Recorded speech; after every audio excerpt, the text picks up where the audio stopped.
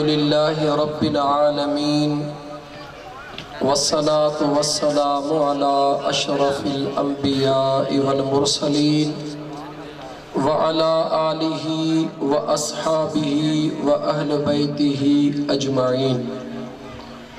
अम्मा बाद फ़क़द क़ाल अल्लाहु तबारक व तआला फ़िल क़ुरआनिल करीम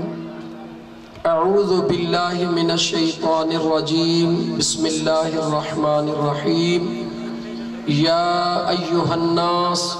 क़द जाअकुम बुरहानुम मिर रब्बिकुम आमन्तु बिल्लाहि सदक़ल्लाहु मौलानल अज़ीम। दुरूद पाक। अल्लाहुम्मा सल्लि अला सय्यदना व मौलाना मुहम्मद व अला आलिहि व अस्हाबिहि व अहल बैतिहि अजमाइन। लाहद ने क्या अजब हद कर दी, लाहद ने क्या अजब हद कर दी, खुद तो रहा पर्दे में सामने तस्वीर मोहम्मद कर दी। मुअज़्ज़ज़ सामीन किराम, अज जो ॾींहुं सभिनी ईदुनि जो सरदार ॾींहुं ऐं अल्हम्दुलिल्लाह अजीब इत्तफ़ाक़ा त ख़ुशियुनि में ख़ुशियूं 12 रबीउल अव्वल ईदुनि जो सरदार जुमे जो लिहाड़ो मुझे आका फरमायो ईमान वारनि जे लाइ ईद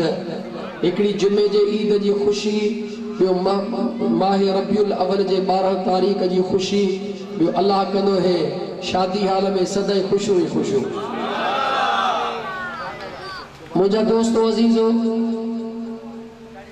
असां तव्हां पंहिंजे नसीबनि ते जेतिरो बि नाज़ कयूं उहो नाज़ थोरो आहे, रब जो करम अञा वॾो आहे। सरकारे दो आलम सल्लल्लाहु अलैहि व आलिहि वसल्लम जे उम्मती हुजण जे नाते सां चंद मिनटनि में चंद गुज़ारिशात आज तव्हां जी ख़िदमत में अर्ज़ कंदो। अॻ में भी आया पर चो मुझे मुस्तफ़ा जहिड़ो कोई न आहे। दुनिया के अंदर अंबिया खोण आया लेकिन मुझे मुस्तफ़ा जड़ो कोई ना है। दुनिया के अंदर इंसान तो खोण आया, उम्मतूं तो खोण आयूं, पर मुझे महबूब मुस्तफ़ा जे उम्मत जड़ी भी काई उम्मत अल्लाह न बनाई है। अल्लाह ताला कुरान करीम के अंदर इन गुनाहगार उम्मत की तारीफ़ कई। हिंद यानी तमाम असा गुनाहगार जी अल्लाह तारीफ़ कई। अल्लाह फरमायो कुंतुम खैर उम्मतिन उखरिजत लिन्नास तअमुरून बिल मारूफ व तनहौन अनिल मुनकर। मुझा महबूब तुझी उम्मत ॾाढी भली है। अल्लाह ताला कुरान में फरमाए महबूब तुझी उम्मत ॾाढी भली है। वरी असां जॾहिं पंहिंजे गिरेबान में झाती था पायूं, असां त भला न आहियूं। दुनिया जा सब ऐब असां में, दुनिया जी तमाम बुराइयूं असां में, दुनिया जो कमजोरियों कोताहियों असां में, तमाम उयूबन जो मरकज असां। पोइ बि रब थो चवे महबूब तुझी उम्मत ॾाढी भली है। ॿ ॻाल्हियूं मिलियूं। हिकु ॻाल्हि त अल्लाह ताला जे ज़ात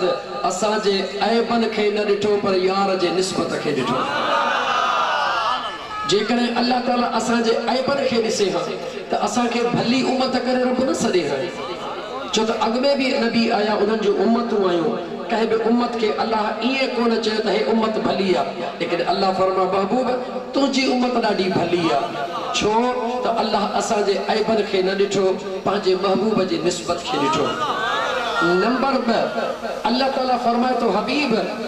इन करे तुझी उम्मत भली आ जो उखरिजत लिन्नास तअमुरून बिल मारूफ व तनहौन अनिल मुनकर। अग में अल्लाह जा नबी इहो कम कंदा हुया, माण्हुनि खे बुराई खां रोकींदा हुया ऐं माण्हुनि खे नेकीअ जे लाइ सॾु कंदा हुया। लेकिन अॼु ॾिसो आहे त शादी हाल, आहे त शादी हाल, खुशियुनि जो मरकज़ शादी हाल आहे। लेकिन एक ईमान वारे जे हैसियत में तव्हां इन अक़ीदत खे ॾिसो त आहे शादी हाल जो इफ्तिताह, लेकिन उन शादी हाल में भी मीलाद मुझे मुस्तफ़ा जो हली रहियो। ऐं उन मीलाद जे अंदर ॿ ॻाल्हियूं हली रहियूं आहिनि, जन ॿिनि ॻाल्हियुनि जे करे अल्लाह रब्बे ज़ुल जलाल फरमायो महबूब तुंहिंजी उम्मत भली आहे। कहिड़ी ॻाल्हि जे करे? उखरिजत लिन्नास तअमुरून बिल मारूफ व तनहौन अनिल मुनकर। माण्हुनि खे सॾींदा आहिनि, माण्हुनि खे घरों कढनि था। इन दोस्तनि तव्हांखे दावतूं ॾिनियूं हूंदियूं, तव्हांखे कोठ ॾिनी हूंदी, तव्हांखे पाबंद कयो हूंदो अचण जो। तव्हां खां पुछो छा असां पाहत भरणा आहियूं? जवाब आहे न। इन्हनि आख़िर छो सॼो? अल्लाह जे क़ुरान फरमायो महबूब इन करे त भली आहे जो हड़ऊं वड़ऊं ख़र्च करे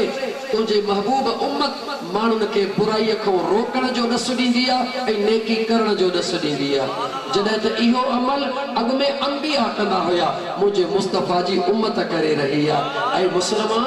ज़रा अंदाज़ो लॻायो त तोखे असांखे अल्लाह केतिरी न वॾी इज़त बख़्शी आहे, कंहिंजे करे जो मदीने वारे साईं जे इहा ॻाल्हि कॾहिं न भुलिजजा त अल्लाह जेको करम कयो आहे कयो मुंहिंजे रब आहे, सदको मदीने वारे घोट जो आहे। मुंहिंजा दोस्त अज़ीज़ ज़रा अंदाज़ो लॻाए, अंबिया जूं उम्मतूं अॻु में बि दुनिया में आयूं, लेकिन उहे ख़ैर ख़ैरातूं कंदा हुया, लेकिन उहे ख़ैर ख़ैरात करे जबलनि जे चोटीअ ते रखंदा हुया, वॾे मैदान में रखी पोइ इबादतूं कंदा हुया। रब जी मर्ज़ी आहे क़बूल करे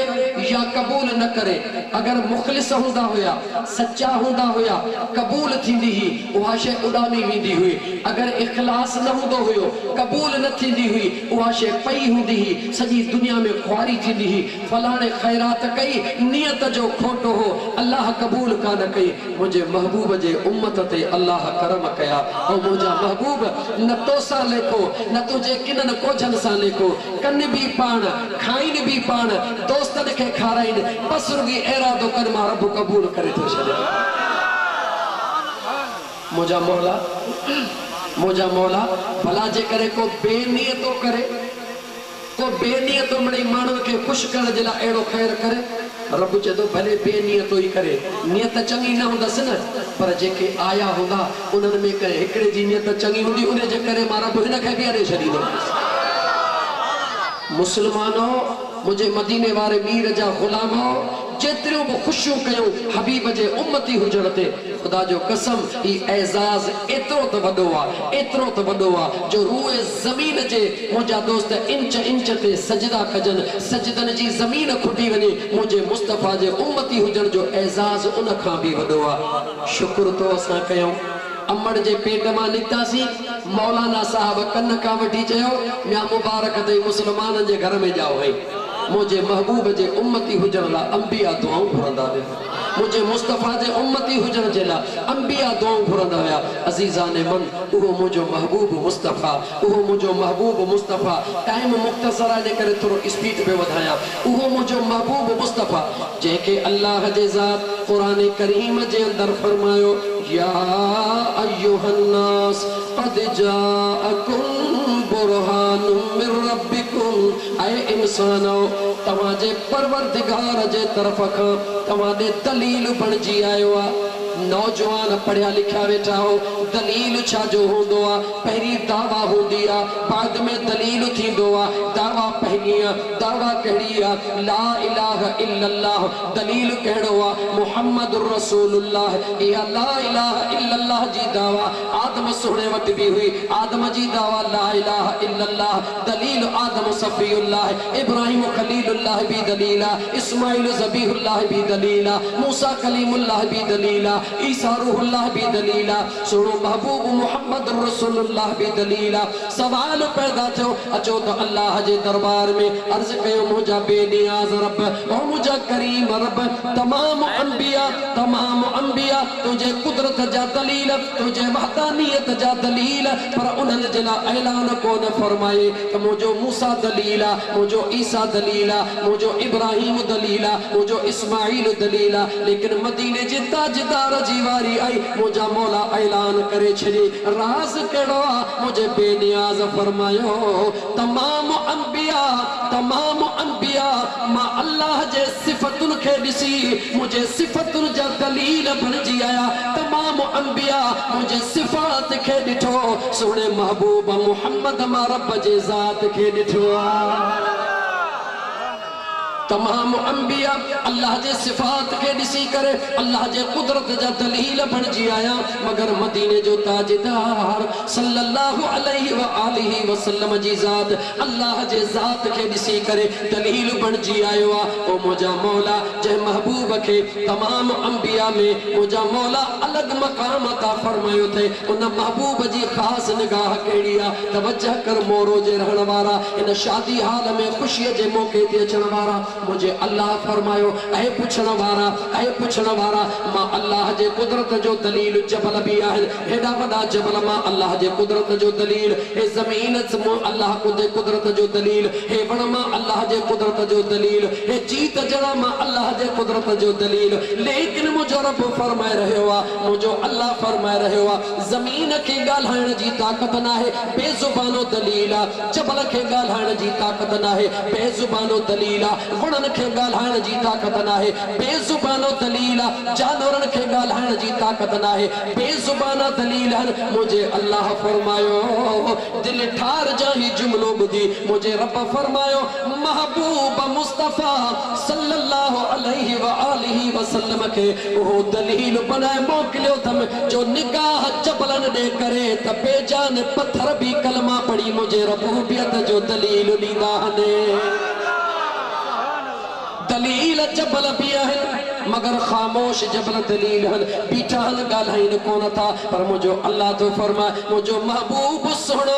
जद जबल जे पत्थरन ते भी निगाह कंदो आ ओहे पत्थरियों जेके बेजान ओहे पत्थरियों जन जे जन के जिस्म ना है ओहे पत्थरियों जन के रूह ना है ओहे पत्थरियों जन जी बोली ना है लेकिन मुझो अल्लाह तो फरमाए मुझो महबूब दिसी रहियो आ छो महबूब उनन किन सा दिसी रहियो आ जेके अखियों मुझे महबूब जो नूर मां रब जो दिसी रहियो हुंदो आ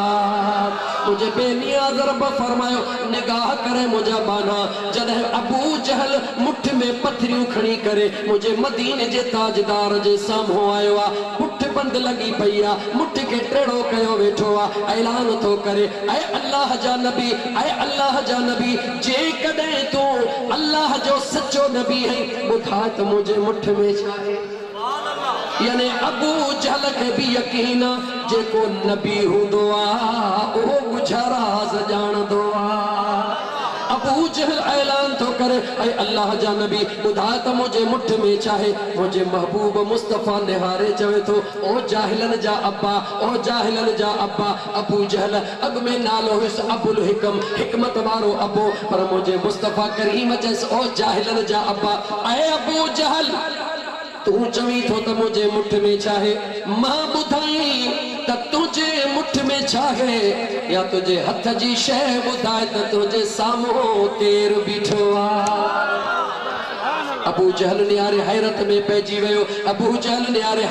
पैजी वयो निहारे चवे तो ऐ अल्लाह जा नबी सदाइण वारा मां तो का उम्र में वडो हां काफिला मु घणा कटिया हन तिजारत मु घणी कईया दुनिया मु घणी डिठिया तजुर्बो मुझो घणो आ दौलत दुनिया ते घुमियो मां घणो आ अज ॾींहं ताईं एड़ो कोई जबल न डिठो आ अज ॾींहं ताईं एड़ी बेजान शय मु कान डिठी आ जेका ॻाल्हाईंदी हुजे मुझे मुस्तफा फरमायो सच तो चवी जाहिलन जा अब्बा वाकई अज ॾींहं ताईं बेजान कोन ॻाल्हायो आ पर उन्हनि खे ॻाल्हाइण ला अज ॾींहं ताईं ॿियो को मोहम्मद भी कोन आयो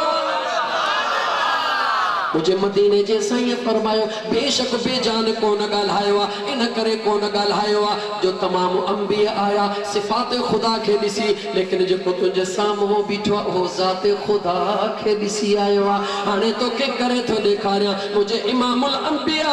सल्लल्लाहु अलैहि व आलिहि वसल्लम जे जात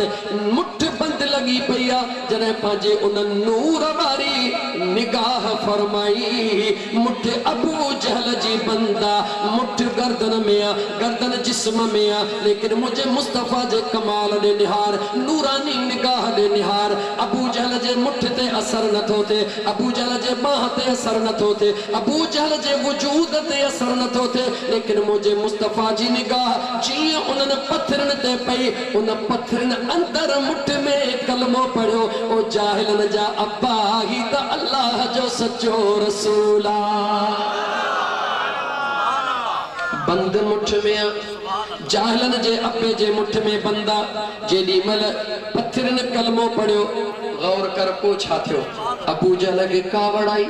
तो मां हेडी वडी गाल खणी आयस के पत्थरियों बि गुलाम थी वयो कावड़ मां खणी पत्थरन के उछलाई काडे उछलाई मुझे महबूब जे कदमन में उछलाई हबीब जे कदमन में उछलाई दुनिया के न्यापो मिलो ओ दुनिया वारो जंके अल्लाह मुझे महबूब जी सुञाण पता फरमाई दो भले जालिमन जे चंबे में हुजे जाबिरन जे चंबे में हुजे पर जे इश्क है ईमान वारो एकड़े दी जरूर मुझे मुस्तफा जे कदमन जी ज़ियारत कंदो पुचई वट कहिड़ियूं भेटूं यार कंदे मूसा ओ मुझो दिल बर का भी शया कहिड़ियूं भेटूं यार कंदे मूसा ओ मुझो दिल बर का भी शया समय सिंगार जी भी हो समय सिंगार जी भी हो मुझे पुनल जो सिंगार का भी शया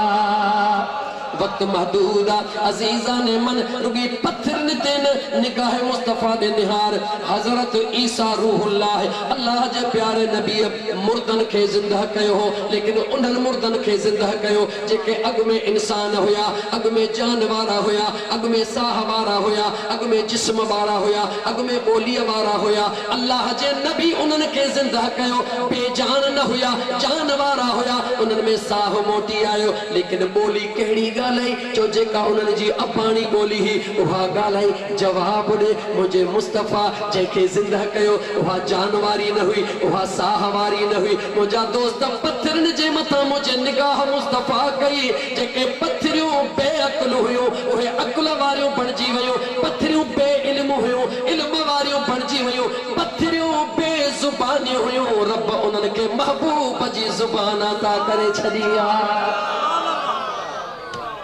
जबलन ते नजर करे पत्थरन ते नजर करे तो गुलाम बनाए बुधाए तो पो ही गुलामी उन जी निगाह या कहीं बे जी जवाब ने मुठ तो अबू जहल जी मौजूद आ लेकिन अबू जहल के कुछ भी न थियो उनके ईमान न मिलियो उनके कलमो न मिलियो उनके नसीब न थियो सुञाण पे मुस्तफा न मिली छो न मिली निगाह ही उनते कोन कयो याने मुझा दोस्त जेते मदीने जो ताजदार निगाह कंदो आ ईमान जी दौलत रब उनके अता फरमाए छडींदो हबीबन करीमन जा दीवाना बेशक जबल अल्लाह जे कुदरत जा दलील मगर बेजुबाना दलील पर जदे मुस्तफा करीम जी निगाह पौंदिया त बेजुबानन के रब जुबान अता करे छडींदो अजीजा ने मन बस बगालियो बाकी बियो बुध मुझे महबूब मुस्तफा जे सामो उठन जा मालिक आया जेके उठ मस्त लगा पया हन मालिकन सा विढ़ण जे ला तैयार मालिक दाह खणी आयो या रसूल अल्लाह सल्लल्लाहु अलैहि वसल्लम उठ ॾाढो परेशान कयो रात जो निंड करण कोन थो दे रात जो रात ओ जागा थो कराए वञूं था त विढ़े थो मुझे महबूब फरमायो हलो मां मुस्तफा अब्दुल्ला वारो हां उठ खां पुछा मुझो महबूब अदल वारो एड़ो अदल वारो जो जदे जमीन जे तख्ते ते अची रहो अल्लाह जे जात दीह के चयो तो तोखे न थो दिया रात के चयो तो तोखे न थो दिया चो त दीह दाहू कयो मौला मुंह में अचे मां इज्जत वारो था रात दाहू कयो मौला महबूब मुंह में अचे मां इज्जत वारो था अल्लाह फरमायो भई मुके प्यारा हो महबूब भी मुके प्यारो मां महबूब के उन टाइम ते थो आया दीह भी राजी थी वने त रात भी राजी थी वने ये सुबह दीह न चवे रात के तमा तो खा भलो महबूब मुंह में आयो जे दीह चवे महबूब मुंह में आयो रात चौदस निहार तारा मौजूद हन पर जे कने रात चवे त महबूब मुंह में आयो तारा मौजूद हन दीह चौदस निहार लकीर सुबह सादिक उभरी चुको आ यानी मुझे मदीने जे मीर सल्लल्लाहु अलैहि व आलिहि वसल्लम पाजे हबीब के एड़े इंसाफ जे तकाजा सा आने दुनिया के बुधायो दुनिया वारा रुकी मुझे महबूब सा प्यार कयो कदे भी दुखिया को न थी दो मुझे महबूब फरमायो हलो मां मुस्तफा उठ दे हलंदुम या रसूल अल्लाह उठ मस्ता हबीब फरमायो परवाह ना है मुझे आका उठ डींगो हबीब फरमायो परवाह ना है हलो जेडी मल भर में आया उठ जुदा हूं मालिक परे हुजूर के अर्ज कर महबूब उठ डाडो डींगो मुझे मुस्तफा फरमायो परे थी वजो उनन के केड़ी खबर आ त मुझो महबूब ओ आ जेको जानवरन जो बुधा हूं बुधंदो आ ताजदारे मदीना सल्लल्लाहु अलैहि वसल्लम जी अगते आया उठने जो निगाह कयो उठता हूं कदो मुझे करीम मुस्तफा जे कदमन ते किरी पयो मुझे मुस्तफा करीम प्यार में मथो हथड़ो रखी फरमायो दे खबर मालिकन जी निंद्र छो तो फिटाई उठ पाजे बोलिए में आवाज करण लगो मुझो मुस्तफा कंध मुबारक लोडी दो रहो जेडी मल उठता हदई बस गई मुझे करीम मुस्तफा फरमायो फिक्र न कर मां मुस्तफा जो तुझो फैसलो करे बाद में थो वना मालिक परेशान घर धड़ी परेशान या रसूल अल्लाह राज केड़ो मुझे आका फरमायो उन उठ जे मालिक के दे खबर इशा जी नमाज पढ़दो हई शर्म का कंधे ठकई जी आका नमाज में सुस्तिया मुझे आका फरमायो हे उठदा दई रहयो हे उठदा दई रहयो या रसूल अल्लाह सल्लल्लाहु अलैहि वसल्लम हे मुझो मालिक रात जो सोमणी जी नमाज कोन पढ़दो हबीब पुछी से कदे दीह जो मुताह कोन कया कदे दीह जो कूक कान कया हे रात जो इशा जी नमाज न थो पढ़े नमाज पढ़न का सवा सुमी तो पवे मुखे ड्रिज थो लगे मता हिन जे करे अल्लाह जो अजाब नाज़िल थे ऐं मां भी उन अजाब में रहड़ी जी वञा महबूब इन करे दाहू कदो हां ते नमाज पढ़ी पोस में बाकी जो कोई मामलो कोने उन अर्ज कयो मुझा आका अज खां पो नमाज कज़ा न कंदुस उठ दे निहारे हुजूर फरमायो तुझो फैसलो थी वयो उठ कदमन ते किरी आवाज कयो मुझे महबूब फरमायो उठ तो चवे महबूब निंद्र मां भी कोन फिटाईंदुस अजीज दोस्तों नमाज जो टाइम करीब थियण वारो आहे जरा अंदाजो लगा उन महबूब सल्लल्लाहु अलैहि वसल्लम जा तू असा उम्मती हो जेको उठण जा फरियाद भी गाल गाल उठण जा फरियाद भी बुधंदो आ गालियो घणियो हरणी जी फरियाद मुझे हुजूर बुधी एकड़ी गाल बुधाई बाकी हबीब मस्जिद नबवी में वेठा सल्लल्लाहु अलैहि वसल्लम मुझे महबूब जो केड़ो शान बयान कजे मदीने जे ताजदार सल्लल्लाहु अलैहि व आलिहि वसल्लम जी जात मस्जिद नबवी में वेठा हन सहाबा जी सुणी जमात वेठी आ अचानक दौरान गुफ्तगू एकड़ो नंढड़ो पखिया जेको हेडो ताहू कदो हुजूर जे आडो लंघी वयो वनी हिय वेही रहो मुझे हुजूर कष्ट जो इशारो दिनो वरी कुछ मिनट गुजरिया वरी ताहू कदो हुजूर जे आडो अची वरी हिय वनी बैठो वरी मुझे आका कंध जो इशारो दिनो जदे टियो दफो ओ पखी दाहू कदो आयो हुजूर जे सामो आयो मुझे आका फरमायो जे कदे तोखे तकड़ा असा खिताब पोता कयो अग में तुझो फैसलो करे था वठो पखी के मुझे करीमा का सल्लल्लाहु अलैहि वसल्लम पंहिंजे सहाबा के फरमायो ओ मुझे रब जा बानो जी असा जा आका हे पखी दिसो था हा मुझा महबूब मुझे आका फरमायो 3 दफा दाह दई रहयो या रसूल अल्लाह तुझे गुलाम आखिर मां मुझा बचड़ा कढी वया हन मुझी रात की गुजरंदी पंहिंजे बचन का सवा मां हिक मां मुझे मां जो जिया पो पंहिंजे बचड़न सां थींदो आहे महबूब मूंखे बचड़ा वापस वठी ॾे हुजूर फरमायो केरा तव्हां मां जंहिं कमाओ खे रुआयो आहे हिकिड़ो सहाबी उथी अर्ज़ कई आका मुंहिंजी नियत हिन माउ खे रुआइण जी कान हुई हिन जी ॿोली ॾाढी मिठड़ी वणंदी हुई सालन का इंतजार कंदो हुयुसि हिन जा बचड़ा जमदा खणी पालींदुसि ॾाढो आवाज़ वणंदो आहे मुंहिंजे मुस्तफ़ा फरमायो जन जो आवाज़ तोखे वणंदो आहे उन्हनि जो आवाज़ तोखां वधीक उन्हनि जे अमड़ खे वणंदो आहे देर न कर वन इन बचड़न के खणी पांजे आखिर में रखिया ओ मुसलमान उन वक्त में हुजूर जी दरबार में कुंड में हिकड़ो पलीत वेठो हो उन दिल में ख्याल करे आयो हो त जो मां मुसलमान बणजी वनी हुजूर के दाह थो न्या दिसा त काफरन जी किए थो बुधे या मुसलमानन जी किए थो बुधे जी मुझे मुस्तफा उन पखी जो फैसलो कयो उन उथी तो दाह करे रड़के ओ अल्लाह जा नबी माता आजमाइण आयो हुस दिसा मुसलमान ने काफरन में केतरो फर्क थो करे पर महबूबा तुझे जात वट त पखन जिला भी फर्क कोने हबीब कलमो पढ़ायो तो खा बदी कबियो सुनो नबी थी न थो सके आखिरी जुमलन ते मुसलमान तवज्जह कर जेको न पखने जी बोली बुद्धि ऐ फरियादन जो दाद करे थो तो पांजे गुलामन जी बोली कोन बुधंदो सोची जवाब दे छा ओ पांजे गुलामन जी बोली न बुधंदो नंढड़ो मिसाल नहीं मां उठा बहराड़ी जे माहौल में रही तो शहर वडो हाने थियो हिकड़ी मां जे जो बचड़ो खीर पियण वारो बिस्तरे ते सुम्हारे पांजे मर्द सां गॾु लाबारे ते वई घर खां ॿाहिरि 28 पंध दो या ॿ लाबारो करे रही आहे अचानक लाबारो कंदे कंदे कनाए थी घर ॾे मुड़स चवे थो थकिजी पई थकी न आहियां काॾे थी निहारी लॻे थो त मुंहिंजो बचिड़ो सॾे रहियो आहे मुड़स चवे थो तमाशो न कर चवे थी सच थी चवां 2-3 मिंट रखी करे वरी हिक मां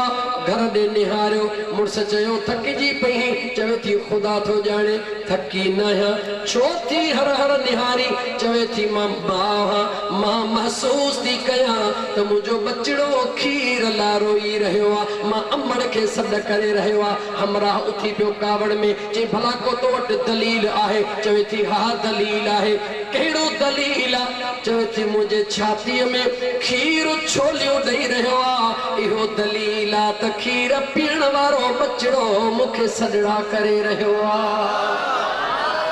मुड़स चयो ठीक आ जेकॾहिं तो वाकई सच्ची मां है अज डाटो तू भी रख मां भी रखा ज़ाल मुड़स डाटरा रखिया मावा उनके यकीन शक कोने को छो त मावा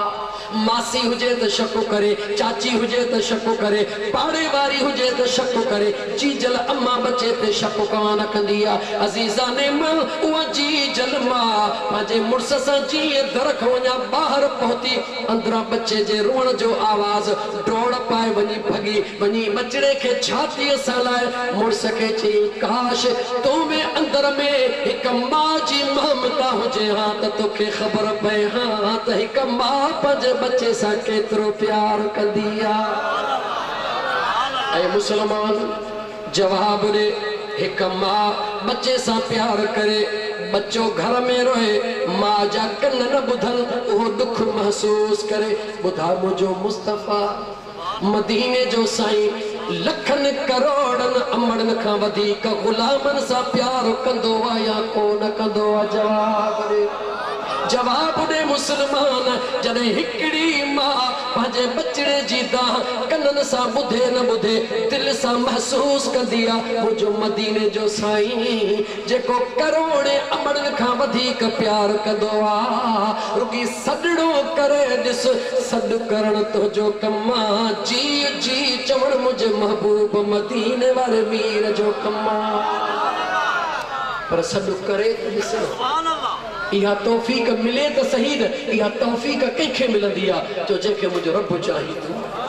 जेके अल्लाह चाहींदो आहे उनखे महबूब जो अंदर में प्यार अता फरमाईंदो आहे मुंहिंजा दोस्त ॾिसण वारा हज़ारे अबू जहल बि ॾिसंदो हो अबू लहब बि ॾिसंदो हो उतबो बि ॾिसंदो हो शेबो बि ॾिसंदो हो ॾिसंदा त हुया पर ॾिसण लाइ हिननि अखियुनि जी न कंहिं दीद जी ज़रूरत आहे ओ मुंहिंजा यार ॾिसंदा त उहे बि हुया लेकिन ईमान कोन मिलियो बेचारो बिलाल किथे हबश किथे मदीनो सलमान किथे फारस किथे मदीनो अबो छॾियो अम्मा छॾियो मिट छॾियो बच्चा छॾियो सभु कुझु छॾे कंहिंजे करे आया जो महबूब मदीने वारे मीर जे लाइ आया ओ मुंहिंजा अदा हे जुमिलो पछाड़ीअ में मूंखे चवण ॾे अक्सर दोस्तनि खे मिसाल ॾींदो हा चकमक जो कम होंदो छिकण चकमक जो कम छा होंदो छिकण लेकिन चकमक हर शय के न छिकींदी चकमक के न कपड़े ते रख कान छिकींदी प्लास्टिक ते रख कान छिकींदी नओ स्टील रख कान छिकींदी पर लोह भले कटियल बोझे रखी से छिके छाती सा लाईंदी ये आहे या न हाणे जवाब दे जो कम छिकणा हर शय के छो नथी छिके जवाब मिलो कम हुन जो छिकण आहे पर छिकींदी उन खे आ जंहिंमें लोह जी धाक हूंदी आ मुंहिंजो आका रहमतल लिल आलमीन आहे कोई शक न आहे लेकिन ची ची महबूब उन खे चवंदो आ जंहिंजे अंदर में इश्क जी धाक हूंदी आ मुंहिंजा दोस्त अज़ीज़ जेको मोहब्बत सां सॾु कंदो आ जेको प्यार में सॾु कंदो आ तूं सॾड़ो करे ॾिस हिन शहर सां ओहो सिक सां सॾे ॾिस मदीने जो साईं मुझे मुस्तफा के छो थो दूर भाई किथे तू असा आई किथे मुझो आका किथे आ मदीना किथे तू जवाका किथे तू जवाका बुधे तो मोहम्मद यारन धड़को तू नानी मुझे मुस्तफा के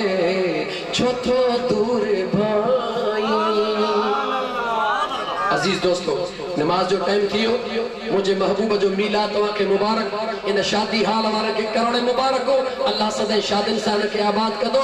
लेकिन महबूब जो मीलाद करण ही फकत इश्क जी अलामत ना है मुझा महबूब दोस्तों महबूब जो मीलाद करण इश्क जे रस्ते ते रुगी पैर रखना इश्क जी मंजिल छा है मुझे मदीने वाले ताजदार जे शरीयत सुन्नत जो इत्तिबा कर नमाज पाबंदी से पढ़ो नमाज में सुस्ती न होने घुर्जे नंबर 2 गरीबन यतीमन मिस्कीनन लावारसन जी वारसी कयो मुझे मदीने जे मीर सल्लल्लाहु अलैहि वसल्लम मेरे रसूल ते वेही बप्पा जो आंगुरियों मथे खड़ी हवाए में हिलाए सहाबा के फरमायो ओ मां मुस्तफा जा दीवानो जी आका ए बा आंगुरियों जुदा थी सकन थियो न मुझा आका महबूब फरमायो मां ऐलान तो कया जेको शख्स कहे यतीम जी मदद कंदो कहे बेवाहर जी वाहर कंदो कहे लावारस जी वारसी कंदो उनके कहे मंजिल ते पहुंचाइंदो मां मुस्तफा जो ऐलान तो कया क़यामत जे दिहाड़े वो मां मुस्तफा सा इए गद होंदो जी बा आंगुरियों मां मुस्तफा जो गद हली रही मुसलमानों नमाज सुहनी रोजो सुहनो हज सुहनो ज़कात सुहनी मगर इन सभिनी खां अदा वधीक जेका रब के गाल वणंदी आ उहा कहिड़ी आ इंसान ज़ात जी खिदमत कर इंसान जो कदर कर इंसान सा प्यार कर ए इंसान तू प्यार जो पुतलो है इंसान उनस मां वरतला उनस जी माना प्यार आ मुझो मुस्तफा ओहो आ जेको परावन सा भी प्यार कंदो आ मुझो महबूब ओहो आ जेको धारन के भी सीने सा लाइंदो आ ओ मुझा दोस्त अजीज असा एक बे के परे करे रहे हूं महबूब जा जेकर दीवाना आयो महबूब जा आशिक आयो त पो मुखे जवाब दियो एकड़े सवाल जो त महबूब जे अचन सा दुनिया के रंग लगा या न लगा पक्की गाल है 2 मिनट वधी वेंदा अल्लाह माफ कंदो नमाज पढ़ंदासीं इंशाअल्लाह कुरान जी आयत ॿुध अल्लाह फरमायो वज़कुरू निअमतल्लाहि अलैकुम इज़ कुंतुम आदाअन फअल्लफ़ बैन क़ुलूबिकुम अल्लाह तो फरमाए मुझे उन नेमत के याद कयो मुझे महबूब जे आमद के याद कयो जे जे अचन सा मां रब तवां जो दुश्मनियूं खत्म करे छडियो एक बे सा विढ़ंदा होयो एक बे सा झेड़ा कंदा होयो मुझो महबूब आयो दुश्मनियूं खत्म करे एक बे जा भाइर बणजी वयो रब जो कुरान बुधाए रहो आ तोखे मैसेज मिली रहो आ त मदीने वाले मीर जो मीलाद कड़वारा मीलाद पो कर जेकर न कयो थई त पो कजा जे कयो थई त तो वजन सा जे के तो कावड़ियल में हली वनी उन के परचा सुभान अल्लाह कावड़ियल के हली वनी परचा भाकुर वनी पार इन नियत सा त मुझे महबूब मदीने जे मीर फरमायो अल मुस्लिम अखुल मुस्लिम मुसलमान मुसलमान जो भाव जिंदगी ते भरवसो ना है जिंदगी में एक में सा न गालायो न बोलायो मर खा पोठा बोकड़ कयो अल्लाह ताला जी जात तमासा के इंसान नियत में रही करे महबूब जो सच्चो गुलाम आशिक थियण जी तौफीक अता फरमाए अल्लाह ताला जी जात बाबरकात तमासा के जेको बुधो तो उन जे मथा अमल जी तौफीक अता फरमाए नमाज जो टाइम थी विया यकीन सा चओ दफ़ो इंशाअल्लाह सब नमाज पढ़ंदासीं चो इंशाअल्लाह ताला अल्लाह ताला तव्हां सभिनी जे मथां महबूब जे अॼु ईद जे सदके एतिरो राज़ी थिए जो सभिनी जे ज़िंदगी में अल्लाह ईदूं ई ईदूं पैदा करे, ख़ुशियूं ई ख़ुशियूं पैदा करे। व आख़िर दावाना अनिल हम्दुलिल्लाहि रब्बिल आलमीन। अस्सलामु अलैकुम व रहमतुल्लाह।